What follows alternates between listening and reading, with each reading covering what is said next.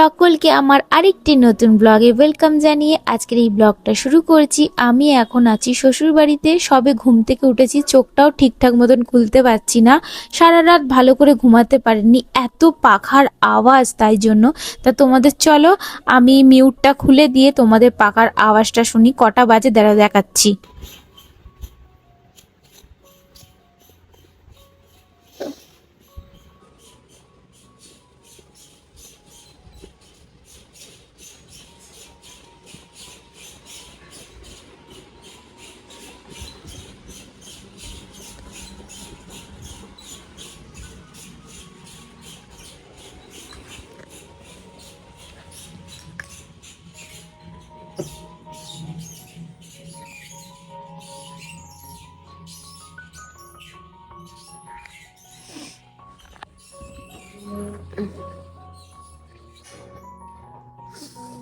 Good morning everyone, তোমাদের সকলকে আমার আরেকটি নতুন ব্লগে ওয়েলকাম জানাচ্ছি। এই সবে ঘুম থেকে উঠেছি, বাসি বিছানা থেকে উঠিনি, ক্যামেরাটা হাতে নিয়েছি।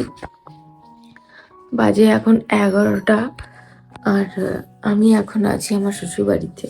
কালকে রাতে এসেছিলাম, কাল রাত 2টোর সময় এসেছিলাম এখানে। আসার পরে আর কোনো ভ্লগ বানাইনি। এখন বাজে দেখো 11টা বাজতে যাচ্ছে।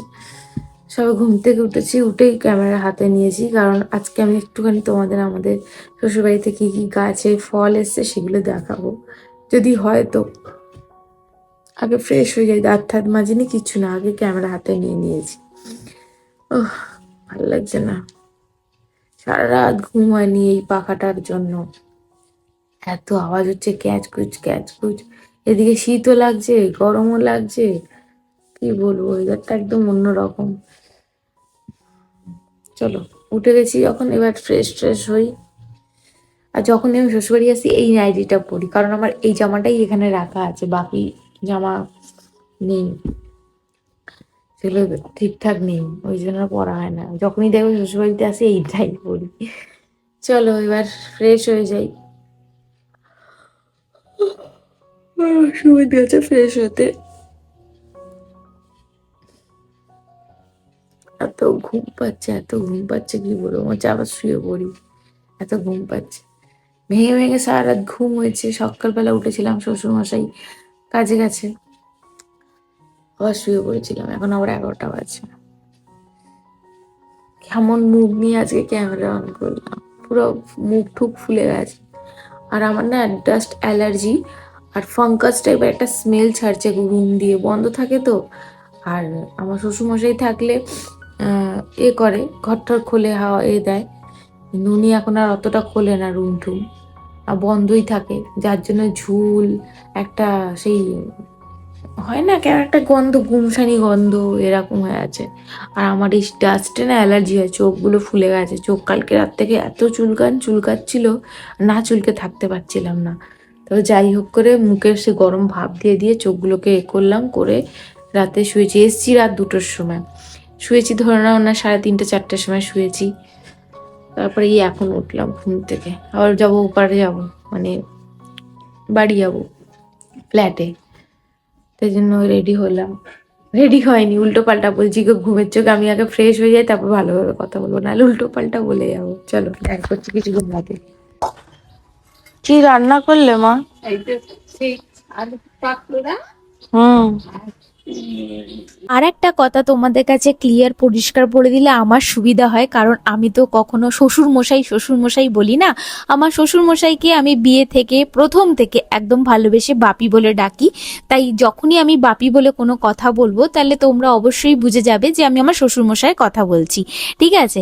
তাহলে চলো আমার বাপি গাছে কি কি ফসল এসছে সেটা দেখাবো। আমার বাপি সব সময় প্রতিটা বছর এই গাছগুলো লাগায়, কিন্তু কোনো বছরই এই ফসলে ফল খেতে পারি না। তবে এই বছর যখন কলকাতায় আছি, আশা করি আমরা ফল খেতে পারবো। সুমিতকে বললাম তুমি কি যাবে ছাদে? ও বললো না, ও মায়ের সাথে দাঁড়িয়ে গল্প করছে। তাহলে চলো আমি একাই যাই। আর ছাদে একটু নোংরা তো, তাই পামসুটা পরে নিলাম। এখানে হাওয়াই চটি ছিল, কিন্তু ওটা খুঁজে পাচ্ছি না, যেহেতু থাকি না সেই জন্য অত আগোছালো করে রয়েছে, গোছানো নেই। দেখো ছাদে এসেই কি দেখতে পেলাম, এই দেখো বাবু, একবার ছাদে এসে দেখো, এসো না। এ দেখো কত সজনা ডাঁটা হয়েছে। আগের বার এসেছিলাম, সজনা ফুল আমার শ্বশুর তুলে রেখে দিয়েছিল, তা সজনা ফুলের বড়া করেছিলাম, তোমাদের সাথে রেসিপিটা শেয়ার করেছিলাম, কিন্তু এসে দেখা এখন ডাঁটা হয়ে গেছে, আমি ডাঁটা নিয়ে যাব। দেখো সজনা গাছ আছে আমাদের, পেয়ারা গাছ আছে, আম গাছ আছে, কাঁঠাল গাছ আছে, তারপরে ওইদিকে আছে সিম গাছ। দেখো এখানে সিম গাছ আছে, পেঁপে গাছ আছে, অনেক রকমের গাছ আছে। এই দেখো পেঁপে গাছ, সিম গাছে সিম আছে, হ্যাঁ গো আছে গো, নিয়ে যাব আমি তুলে। সিম নিয়ে যাব, সিম নিয়ে যাব, কি মজা হচ্ছে আমার। এই দেখো এখনো সিম আছে গাছে, তো দেখি আমি অবাক। সিম নিয়ে যাব, চলো ঝপঝপ করে তুলে নি, ক্যামেরা অফ করে। বাপির হাতে এই সিম গাছে এত সিম আসে, গাছের থেকে বেশি সিম হয় জানো তো। আর প্রতি বছর সিম যখন হয় আমার বাড়িতে দেয়, আমাদের তো দিতে পারে না, কিন্তু এবছর আমি যখন রয়েছি খুব মন ভরে সিম খেয়েছি জানো তো। আর সুমিত একদম পছন্দ করে না সিম, লাউ, কুমড়ো এইসব জিনিসও একদম পছন্দ করে না, কিন্তু আমার প্রচুর ভালো লাগে। আমি একটু ভেজ খেতে ভালোবাসি, তাই জন্য গাছের ফসল আগে এরম ভাবে তুলে খেতে আমার দারুণ মজা লাগে। তাই মনের সুখে আমি পারবো যতটা সিম তুলে নিয়ে যাব, আর সজনা ডাঁটাও নিয়ে যাব, আর সেইটার সাথে রেসিপিও তোমাদের সাথে শেয়ার করব। সামনে আসছে যে ভিডিওগুলো সেগুলোতে শেয়ার করব। আর আমি সিম গাছে সিম দেখে আর ডাঁটা গাছের ডাঁটা দেখে এতটা এক্সাইটেড, তোমাদের কি বলবো। আর আমি জানি না কেন আমার বাপির হাতে যখনই এই গাছগুলো লাগায় প্রতিটা বছর ভিডিও কল করে দেখাতো আমাদেরকে যে কত সিম হয়েছে দেখ, কত ডাঁটা হয়েছে দেখ। এত ডাঁটা এত সিম না পাড়ার সবাইকে দেওয়ার পরও আমাদের বেঁচে নষ্ট হতো। আর একই জিনিস কে খাবে। আর আমরা তো আগে থাকতাম গুয়াহাটিতে, তা ওখান থেকে দেখতে আর আমি আফসোস করতাম। আর সুমিত বলতো ভালো হয়েছে আমি যাইনি এই সময়, গেলেই বাপি আমাকে সিম ভাজা আর ডাঁটার তরকারি খাওয়াতো।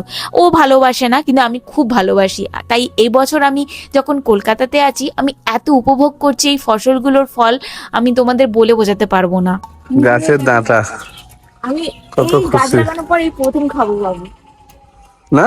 হ্যাঁ, কারণ প্রত্যেকবারই চলে যাই, তবে গাছের ডালে বেশিক্ষণ থাকবে না বাবু, শুকিয়ে যাচ্ছে এই দেখো। শুকিয়ে রোদ্দুরের যাচ্ছে। জন্য, হ্যাঁ। বেশি নেবো না, অল্প কটাই নেবো। কি আনন্দ লাগছে আমার, না তোমায় কি বলবো। এই প্রথম আমি খাবো ডাঁটা। নিজে গেছে ডাঁটা ফটো তো আমার। দেখো বাজে 11:30, এখন বেরোচ্ছি। সব চাপা ঠাপা দেওয়া ছিল, আর এগুলো চাপা ঠাপা দিয়ে দিয়েছি, এরকমই থাক। আবার পরে আসবো যখন, তখন করবো। লাইট ফাইট অফ করে দিই।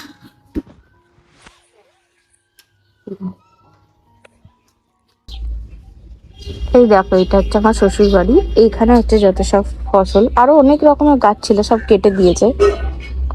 এটা আমাদের বাড়ি থেকে নিয়ে এসেছিলাম, আমার বাবা দিয়েছে, লেবু গাছ।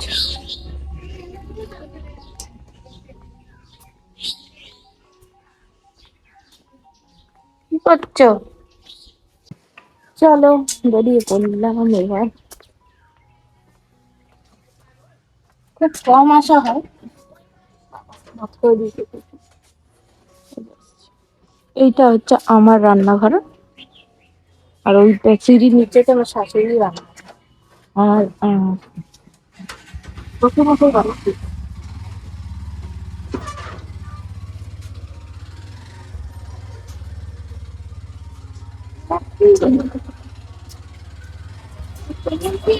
হ্যাঁ ওমা আসছি, দরজা বন্ধ করেছো তো?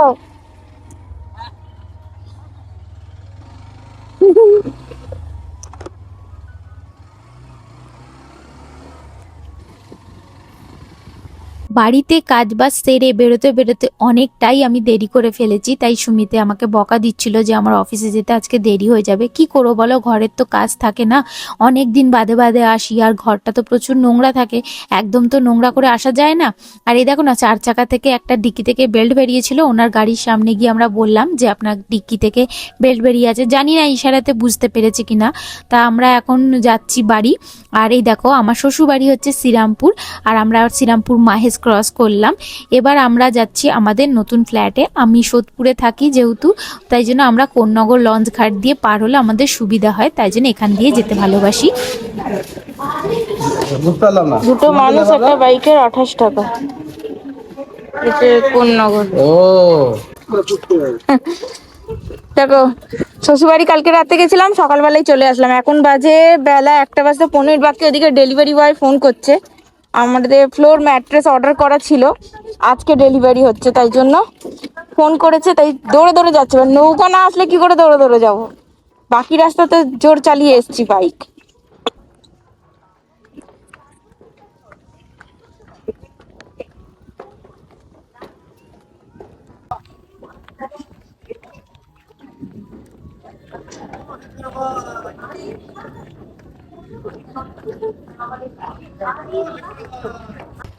দেখো, হ্যাঁ টাটা, চলে গেল কাজে।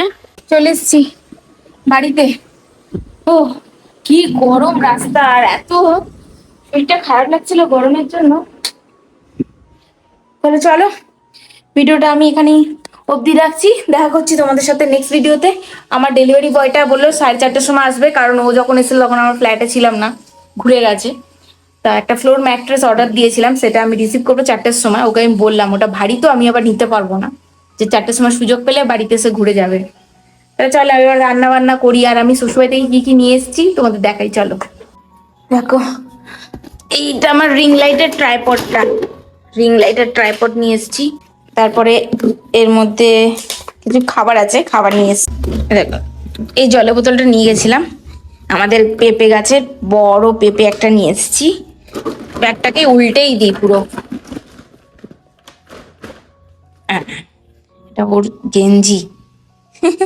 এ দেখো, আমাদের নিম গাছ ছেচে নিম গাছ থেকে নিম পাতা পেরেছি। এই সময় তো নিম পাতা খাওয়া খুবই জরুরি। সিম গাছে সিম পেরেছি। আর আমাদের সজনা ডাঁটা গাছ ছিল, সজনা ডাঁটা নিয়ে এসেছি। আর কত বড় দেখো পেঁপে। আর এই ট্রাইপডটা আমার ছিল ওইখানে রাখা, নিয়ে এসেছি। চলো এবার ঝটপট করে আজকে করব একটা রেসিপি, এখন নয় পরবর্তী ভিডিওতে তোমাদের দেখাবো।